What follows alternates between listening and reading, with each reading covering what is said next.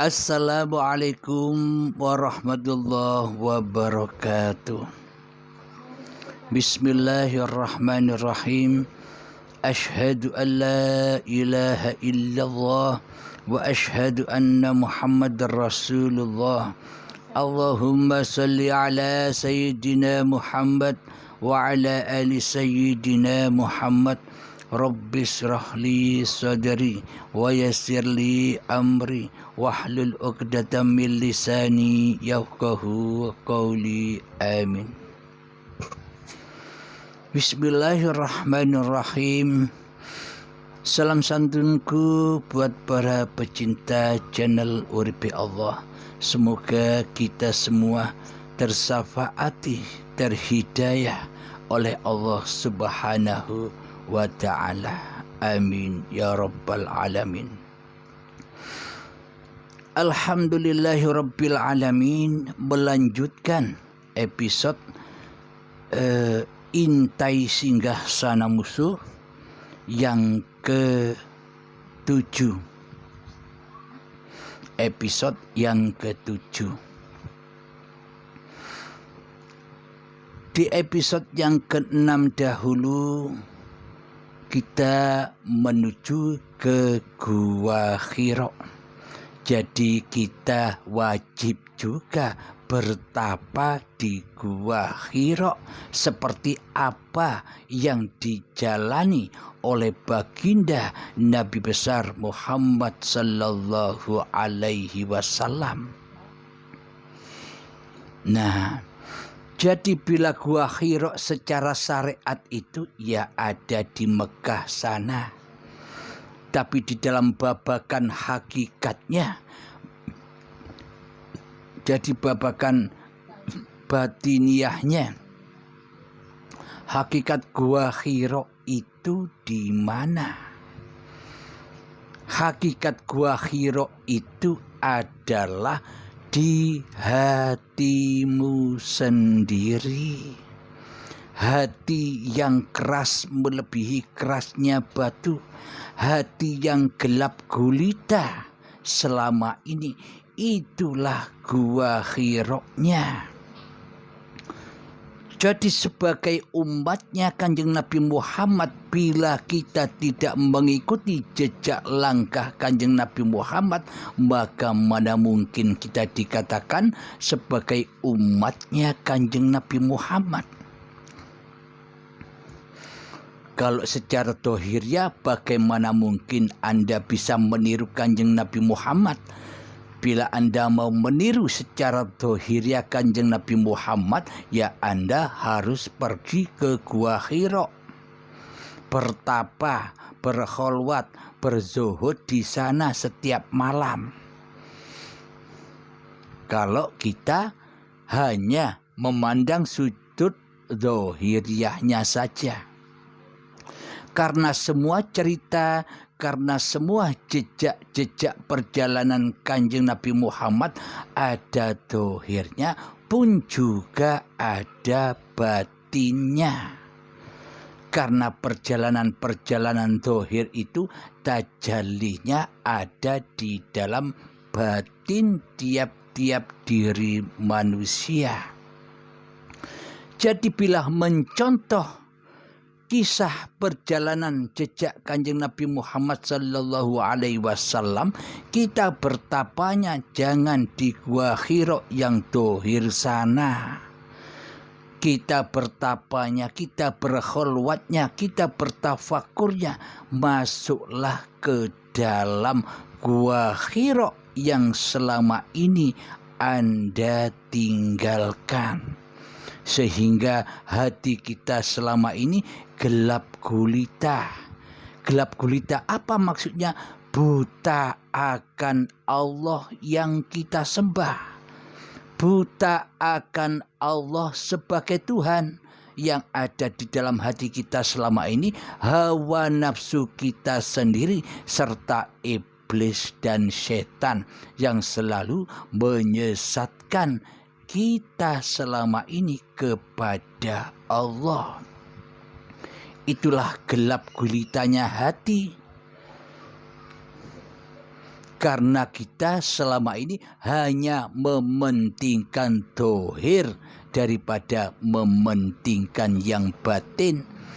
Karena diri kita selama ini lebih mementingkan syariat daripada mementingkan hakikatnya. Karena selama ini kita lebih mementingkan badan dan raga ini daripada hidup yang menghidupi badan dan raga ini. Selama ini kita buta akan itu, seolah-olah badan ini bisa bergerak sendiri tanpa hidup, seolah-olah manusia bisa berjalan sendiri tanpa Allah. Itulah kebutaan hati kita selama ini, hingga gelap gulita menjadi kerajaan singgah sananya musuh. Maka dari itu, bila kita tidak tahu musuh yang mana yang harus kita perangi, bagaimana mungkin kita bisa berperang sementara kita jadi setan? Bagaimana mungkin kita akan bisa memerangi setan yang terkutuk, sementara hakikatnya setan itu ya kita sendiri selama ini. Alhamdulillahirabbil alamin. Selama ini kita sering berziarah ke makam para wali-wali, berziarah ke orang-orang yang dianggap sebagai wali. Akan tetapi kita tidak pernah sekalipun menziarahi makom kita sendiri. Kita tidak pernah menziarahi hati kita sendiri yang gelap gulita. Maka marilah kita belajar menziarahi makom kita sendiri. Marilah kita mempelajari bagaimana cara menziarahi kuburan kita selama ini. Karena selama ini seolah-olah saja kita ini hidup di sisi manusia, tapi di sisi Allah kita sebenarnya mati. Mati apanya? Mati hatinya. Mati apanya? Mati jiwanya. Mati apanya? Mati kesadarannya di dalam bertuhan. Jadi di sisi Allah kita ini mati. Setelah mati, diri kita dikubur. Jadi kalau syariatnya kematian itu di sisi manusia, ya matinya badan. Karena manusia selama ini nyembah badan daripada nyembah hidup. Jadi kematian, angan-angan manusia taunya yang mati badannya. Padahal kematian di sisi Allah bukan matinya badan, akan tetapi matinya jiwa, matinya hati. Setelah jiwa ini mati, setelah kesadaran ini mati, sejak detik-detik akil balik tiba hingga setua ini, ya dikubur oleh Allah. Dikubur di mana? Dikubur di tanah badan kita sendiri ini. Jadi kuburannya ya tanah ini. Badan yang dari tanah ini loh kuburannya hakikatnya. Kalau kuburan syariat kan kuburan-kuburan yang di luar itu. Akan tetapi kuburan yang di dalam adalah kuburan yang dari tanah badan ini. Jiwa kita dipendam di dalam badan. Setelah dipendam di dalam badan, diazab, disiksa oleh Allah. Diazab dan disiksa dengan apa? Dengan berbagai macam kebutuhan dunia. Dari perbudakan hawa nafsunya. Ingin itulah, ingin inilah, pingin punya itu, pingin punya ini, pingin nginep di sana, di sini. Hatinya bingung, hatinya susah karena diperbudak oleh dunia. Itulah yang dimaksud siksa kubur. Jadi kuburannya badan ini, Pak maesanya ya kepala sama kaki. Jadi hakikat kematian matinya jiwa karena tidak mengenal Tuhannya, sehingga yang jadi Tuhan di dalam hatinya dirinya sendiri yang merasa kuasa atas hidup dan badan ini, maka ya diazab oleh Allah, maka ya disiksa, diperbudak oleh iblis dan setan. Ayo bro, cari dunia bro, biar hidupmu mapan. Disiksa terus, cari dunia terus, sehingga hatinya buta, sehingga hatinya gelap karena ditinggal terus, ditinggal keluar cari dunia, sementara rumahnya jadi kuburan, sehingga dibuat markas oleh iblis dan setan di dalamnya. Inilah yang dimaksud kematian hakikatnya. Inilah yang dimaksud kuburan hakikatnya, dan inilah yang dimaksud siksa kubur itu. Alhamdulillahirabbil alamin. Jadi ada cerita yang syariat pun juga ada cerita yang hakikat. Maka itu sinkronkan, ahadkan cerita-cerita yang ada di syariat itu. Sebenarnya semua cerita yang ada di syariat itu sudah ada di dalam kitab Al-Qadim, yakni kitab dirimu sendiri. Alhamdulillahirabbil alamin. Maka ziarahilah makamu agar kau tidak disiksa terus di dalam hatimu. Dengan apa caranya kau menziarahi makamu? Dengan Tuhanmu. Jadi masuklah ke dalam dirimu, bertapalah di dalam gua Hira'mu. Dengan cara apa? Dengan cara tafakur, dengan cara diam, duduk, mengheningkan cipta-cipta diri manusianya, mengheningkan keinginan-keinginan manusianya, mengheningkan raja di raja manusianya di hatinya. Itulah cara menziarahi kuburannya sendiri. Tujuan kita berziarah ke makam para wali-wali itu kan sesungguhnya bertawasul, berwasilah agar sambung hidup yang ada di para wali dengan hidup yang ada di diri kita. Setelah para wali-wali itu meninggal dunia, kan hidup kembali esa. Jadi hidup yang ada di para wali, hidup yang ada di para nabi, hidup yang ada di para rasul, dan hidup yang ada pada Kanjeng Nabi Muhammad itu pun ahad ada di dalam masing-masing hidup manusianya. Jadi ahadkanlah hidup itu. Jangan kau pisah-pisahkan hidup. Bila kau pisah-pisahkan hidup, maka kau akan diazab oleh Allah dengan siksa yang pedih, dengan api yang panas, api yang tak berasap. Jadi kata syariat, neraka itu kan dari api-api yang ada di dunia ini. Nah, tapi Allah, neraka Allah itu berbahan bakar apa? Bukan berbahan bakar kayu bakar. Neraka Allah itu berbahan bakar badan-badan manusia dan hati yang buta akan Tuhannya. Hati yang keras melebihi kerasnya batu. Itulah neraka. Kapan? Ya saat ini, ketika masih ada langit dan bumi, ketika masih ada hidup dan badan yang diakui sebagai hidup dan badan manusianya. Itulah hakikat an-nar. Maka disiksalah manusia di dalamnya.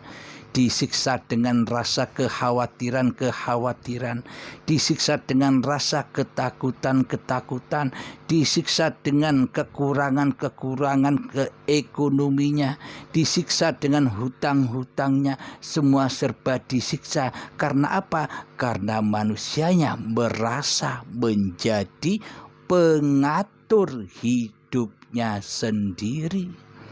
Karena manusia selama ini tidak iman kepada Allah, bahwa Allah lah yang maha mengatur segala sesuatu, termasuk mengatur diri kita sendiri. Bila kita iman kembali kepada Allah, maka sudah mentaslah dari siksa api neraka. Dengan cara apa? Masuklah, bertapalah. Seperti apa yang dilakukan Kanjeng Nabi Muhammad secara dohir, aplikasikan di dalam hati. Bertapalah, berkholwatlah, berzuhudlah, mengheningkan cipta-cipta diri manusiamu di hatimu, mengheningkan kekuasaan diri manusiamu di hatimu. Persembahkan kembali dengan rela, dengan tulus, dengan ridho, bahwa hidup dan badan ini hanyalah milik Allah, bukan milik dirimu. Maka setelah kau persembahkan kembali dengan tulus, ikhlas, dengan ridho kepada Allah, maka kembalilah dirimu menjadi Rasulullah, jadi hamba yang dituhani oleh Allah, bukan hamba yang mentuhankan dirinya sendiri di hatinya, sehingga Allahnya gaib, sehingga Allahnya tiada, sehingga Allahnya tak bisa apa-apa. Yang bisa apa-apa, yang bisa bersiapa-siapakan selama ini makhluknya, yang sok menjadi Tuhan, maka diazablah, maka disiksalah di dalamnya. Bukan dohir yang disiksa, tapi hatinya yang disiksa dengan ketakutan-ketakutan.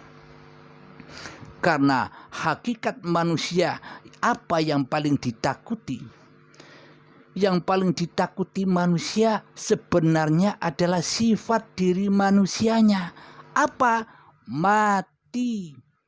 Yang ditakuti manusia itu mati. Padahal mati itu wajib bagi manusia. Padahal mati itu memang sifatnya manusia. Sedang sifat hidup itu sifatnya Allah. Maka selama ini yang jadi Allah manusianya, yang ngaku-ngaku jadi Allah, tapi tidak sadar, tapi tidak terasa. Karena apa? Karena buta mata hatinya. Bismillahirrahmanirrahim. Man kana fi hadhil a'ma fahuwa fil akhirati a'ma wa adallu sabila.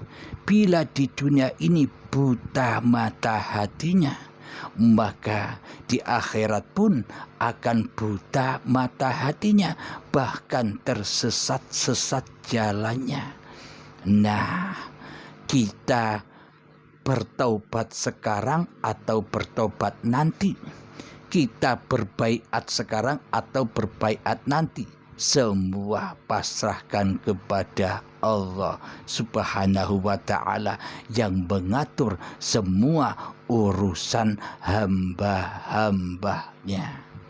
Alhamdulillahirabbil alamin. Kita lanjutkan episode yang akan datang di episode yang ke-8. Rabbana atina fid dunya hasanah wa fil akhirati hasanah wa qina adzabannar. Wa sallallahu ala sayyidina Muhammad wa ala alihi wa sahbihi wasallam. Walhamdulillahi rabbil alamin.